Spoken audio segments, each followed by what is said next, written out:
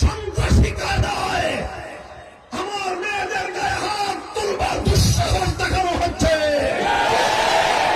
যদি এই অপতৎপরতা বন্ধ করা না হয়, আর যদি আমার কোন মেয়ের হিজাব নিয়ে টানাটানি করবার দুঃসাহস দেখানো হয়, যে আগুন জ্বলবে সে আগুন নেভানোর শ্রদ্ধ বাংলার কোন শক্তি হবে না।